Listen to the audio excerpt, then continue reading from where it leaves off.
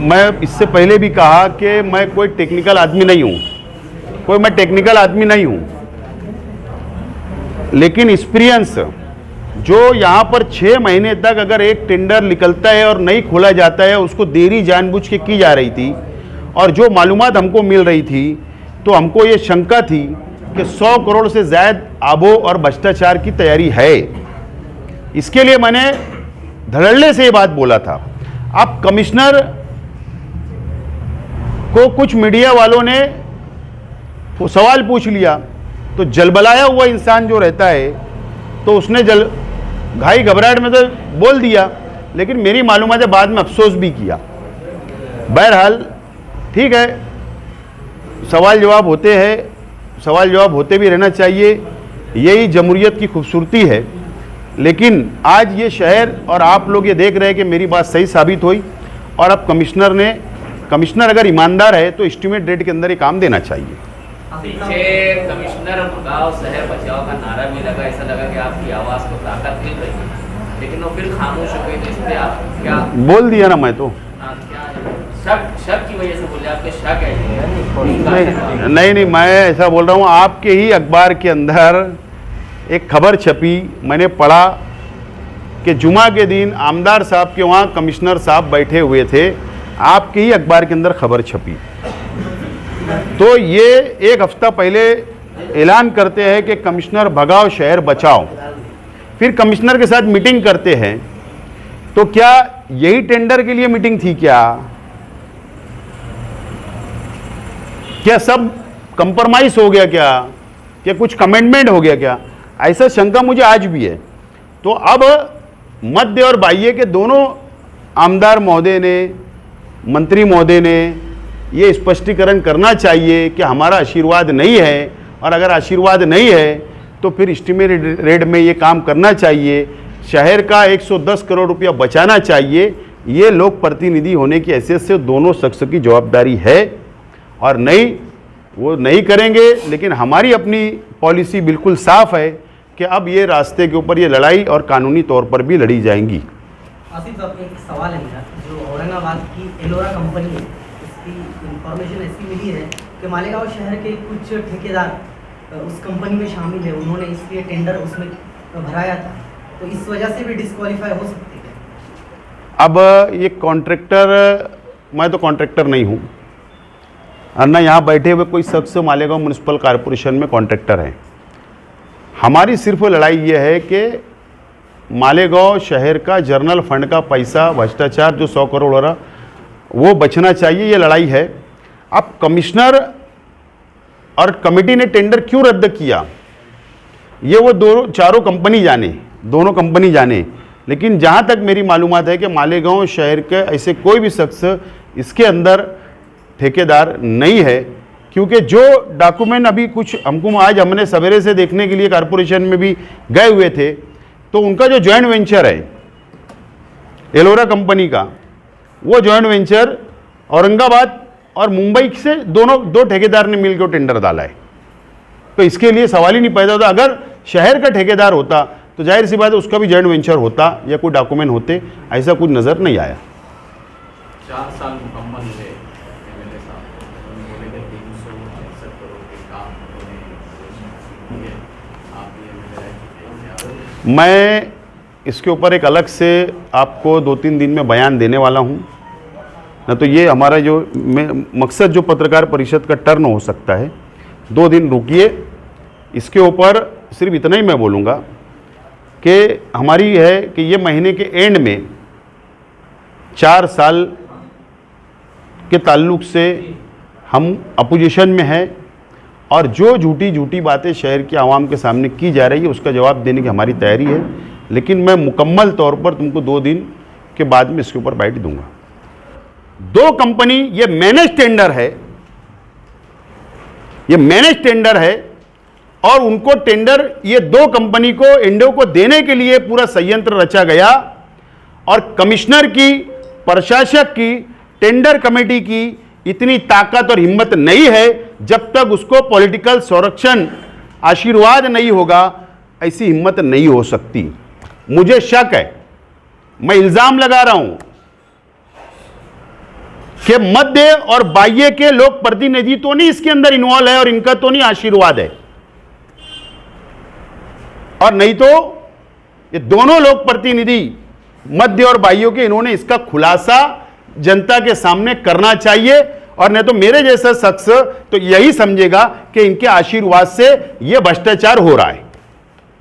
आज की ये प्रेस कॉन्फ्रेंस बुलाई गई है, ये एक कंप्लीट हुआ।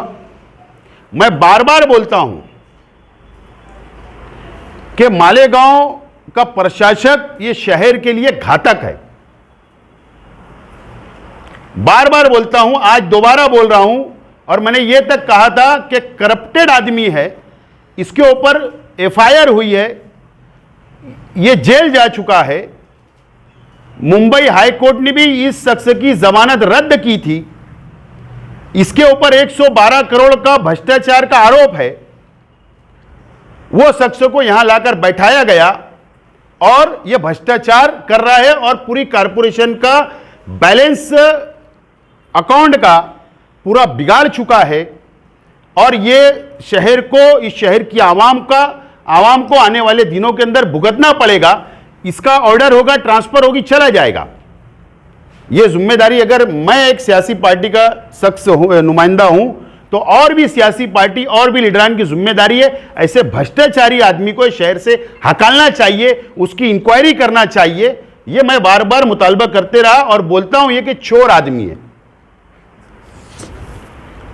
जुमा के दिन 4 तारीख को, यानी ये 2 दिन पहले, बालाजी एक कंपनी है जो मेडिसिन का, हॉस्पिटलों के अंदर मेडिसिन, दवा गोली, सलाइन और हॉस्पिटलों के अंदर जो सामान लगता है उपचार के लिए, उसका टेंडर कारपोरेशन ने निकाला था। एक बालाजी कंपनी ने भी टेंडर भरा था, और दूसरा ओम मेडिसिन, उस शख्स ने भी टेंडर भरा था, और ऐसे 7 कंपनी ने टेंडर भरा था।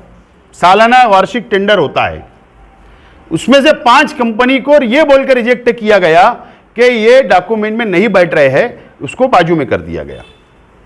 और उसके बाद लास्ट में टेंडर खोलने से 2 दिन पहले एक शुद्धि पत्रक कारपोरेशन निकालती है, और ऐसे डॉक्यूमेंट बालाजी कंपनी से मांगे जाते कि वो सादर नहीं कर पाता, जबकि टेंडर में नहीं था,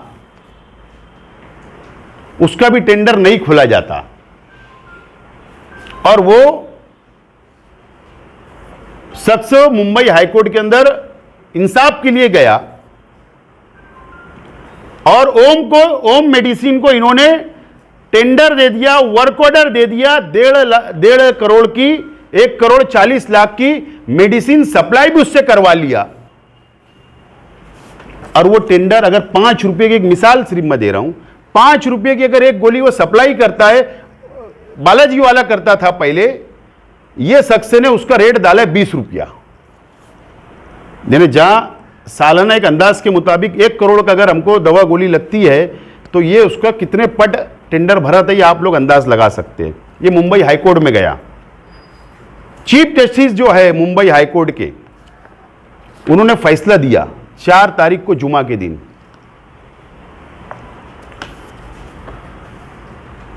देवेंद्र कुमार चीफ जस्टिस है, डबल बेंच था, आरिफ एस डॉक्टर, ये 2 जज बैठे हुए थे। उन्होंने फैसला सुनाया कि अगर ओम वाले का तुमने टेंडर भी दे दिया, वर्क ऑर्डर भी दे दिया, माल भी उसने सप्लाई कर दिया, तो तुम बालाजी का टेंडर ओपन करो, ऐसा ऑर्डर दिया।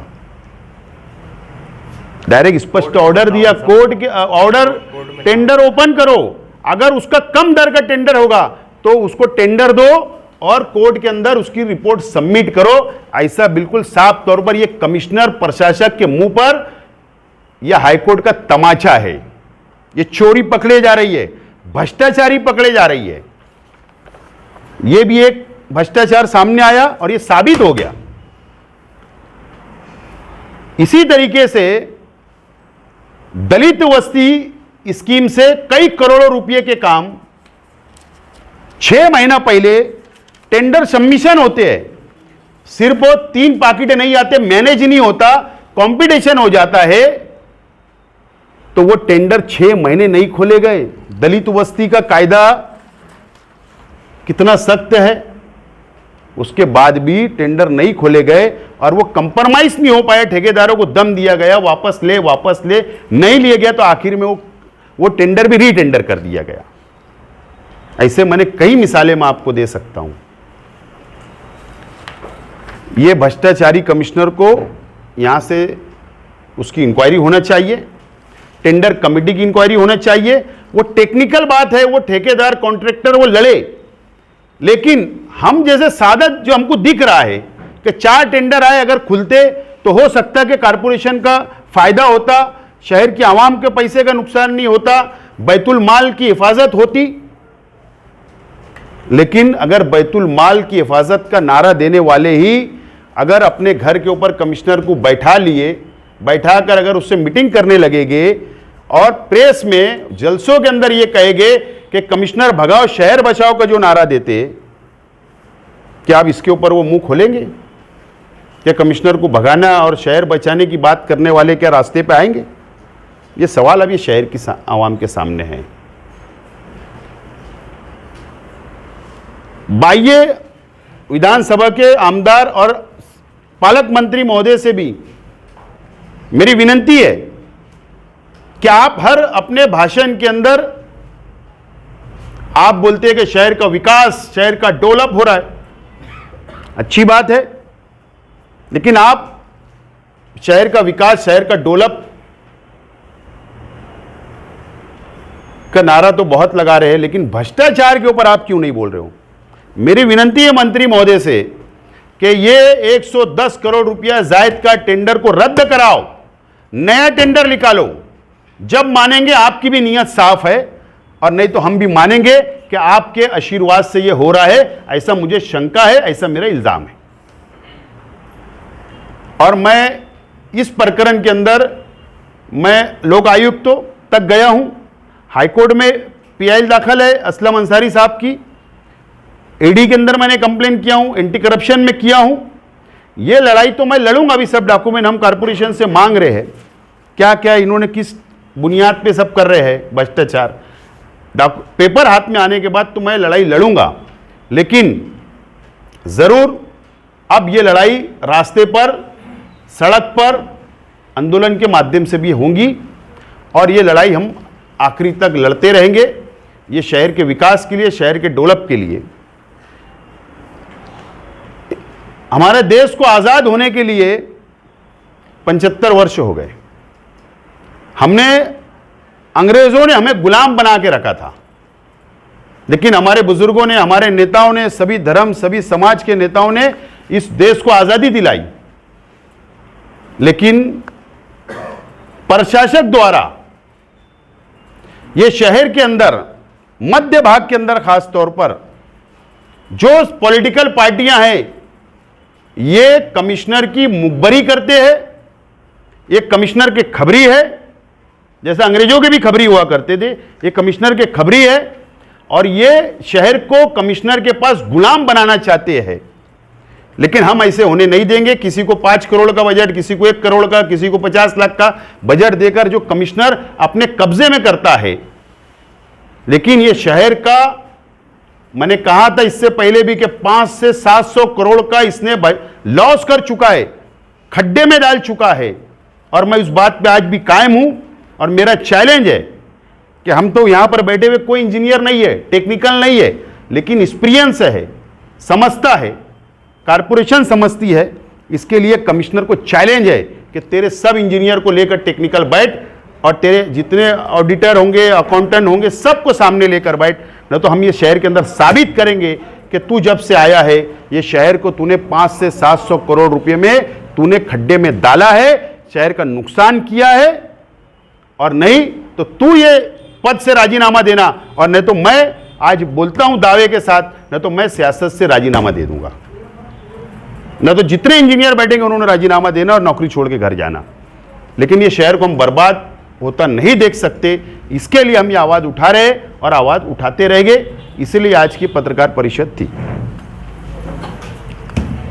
और कुछ सवाल जवाब करना तो कर सकते, बराबर नहीं, और कुछ खोला गया है 500 करोड़ रुपये का। तो ऐसा भी हो सकता है कि जो टेंडर के कागजात पूरे ना हो। मैंने पहले ही कहा 2 कंपनी का रद्द हुआ, वो टेक्निकल इशू है, रीज़न हमको समझ में आ रहा है कि टेक्निकल बुनियाद पे किया, लेकिन अब ये लड़ाई ये मैं नहीं लड़ सकता हूँ। ये जिसको रद्द किया गया वो लड़ाई लड़े, वो साबित करे मैं सच है या गलत है। लेकिन सियासी तौर पर शहर को बचाने के लिए 110 करोड़ रुपया जायद जो टेंडर जा रहा है उसको बचाने के लिए हम भी पेपर कारपोरेशन से हासिल करेंगे, हम भी स्टडी करेंगे। क्या टेंडर जब निकला था, टेंडर के शरायत के मुताबिक अगर उसने गलत किया होगा, ये टेंडर नहीं भरा होगा तो ओके, और नहीं तो उसने अगर कमिश्नर ने कमेटी ने गलत किया होगा तो उसके खिलाफ हम एक्शन लेंगे। लेकिन आज भी कमिश्नर को, प्रशासक को, कमेटी को अधिकार है कि अगर सामने वाले ने 22% अगर आबो भरा है तो तुम उसको एस्टिमेट रेट के अंदर टेंडर दिलाओ, उसको बोल के 22% कम कर, एस्टिमेट रेट में काम ले। और अगर ये 2% और 3% करेंगे तो 100 करोड़ रुपया कहां से लाएंगे, ये भी जवाब कमिश्नर ने देना चाहिए। तो ये टेक्निकली चीज़ है, वो ठेकेदार को अगर लगता है तो वो लड़े, लेकिन हम स्टडी करने के बाद इसके ऊपर हम लोग लड़ाई हमारी लड़ेंगे।